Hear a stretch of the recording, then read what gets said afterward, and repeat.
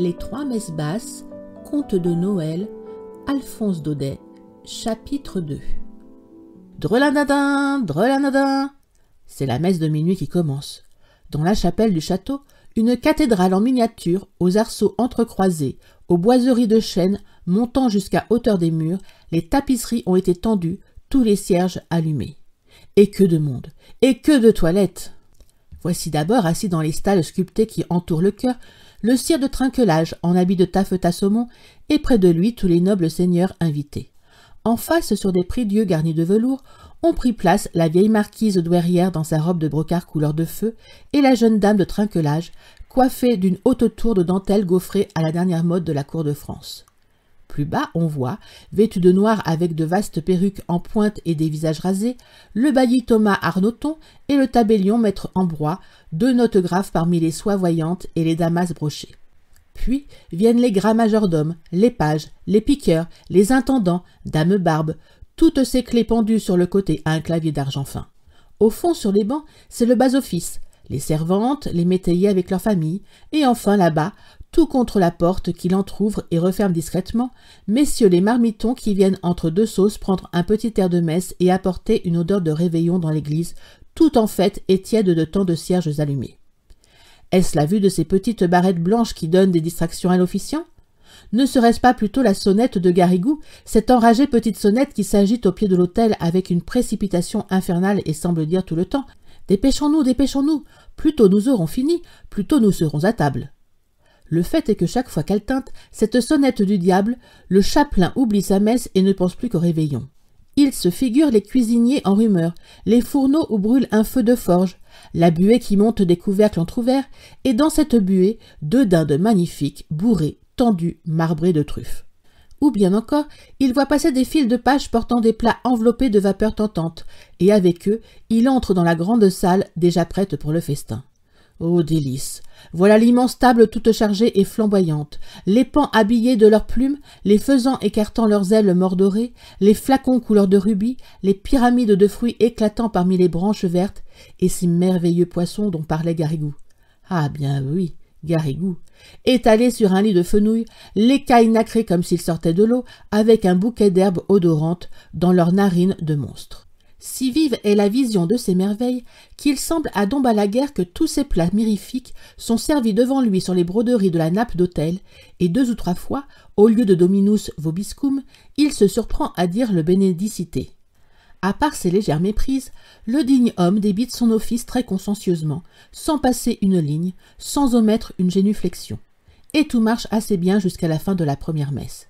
Car vous savez que le jour de Noël, le même officiant doit célébrer 3 messes consécutives. « Et d'une » se dit le chapelain avec un soupir de soulagement. Puis, sans perdre une minute, il fait signe à son clerc, ou celui qu'il croit être son clerc, et « Drelinadin, drelinadin » c'est la seconde messe qui commence, et avec elle commence aussi le péché de Dom Balaguère. « Vite, vite, dépêchons-nous » lui crie de sa petite voix aigrelette la sonnette de Garrigou. Et cette fois, le malheureux officiant tout abandonné au démon de gourmandise se rue sur le missel et dévore les pages avec l'avidité de son appétit en surexcitation. Frénétiquement, il se baisse, se relève, esquisse les signes de croix, les génuflexions, raccourcit tous ses gestes pour avoir plus tôt fini. À peine s'il étend ses bras à l'évangile, s'il frappe sa poitrine au confiteor. Entre le clerc et lui, c'est à qui bredouillera le plus vite. Versets et réponses se précipitent, se bousculent. Les mots à moitié prononcés, sans ouvrir la bouche, ce qui prendrait trop de temps, s'achèvent en murmures incompréhensibles. « Oremus mea culpa » pareil à des vendangeurs pressés foulant le raisin de la cuve, tous deux barbotent dans le latin de la messe, en envoyant des éclaboussures de tous les côtés. « Dumscum » dit Balaguère. « Stutuo » répond Garrigou.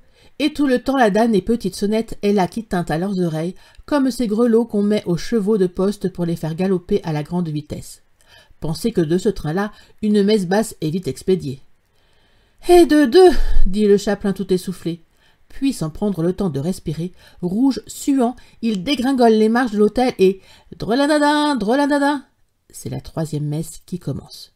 Il n'y a plus que quelques pas à faire pour arriver à la salle à manger, mais hélas, à mesure que le réveillon approche, l'infortuné Balaguère se sent pris d'une folie d'impatience et de gourmandise.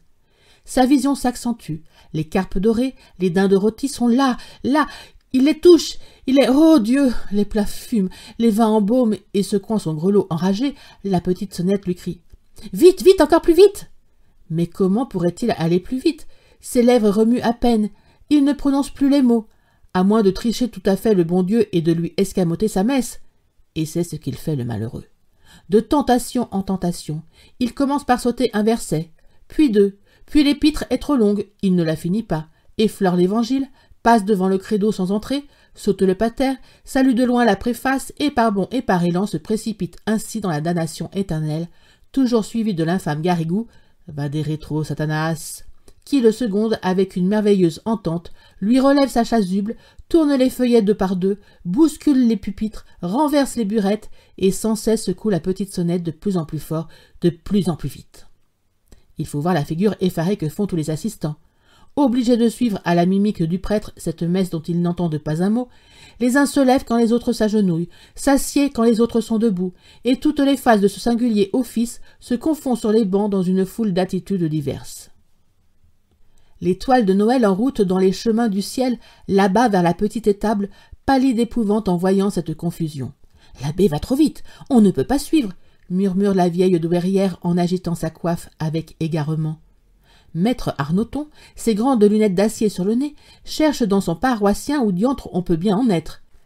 Mais au fond, tous ces braves gens, qui eux aussi pensent à réveillonner, ne sont pas fâchés que la messe aille ce train de poste. Et quand Dom Balaguère, la figure rayonnante, se tourne vers l'assistance en criant de toutes ses forces « Ite missa est !» il n'y a qu'une voix dans la chapelle pour lui répondre, un « Deo gratias !» si joyeux, si entraînant qu'on se croirait déjà à table au premier toast du réveillon.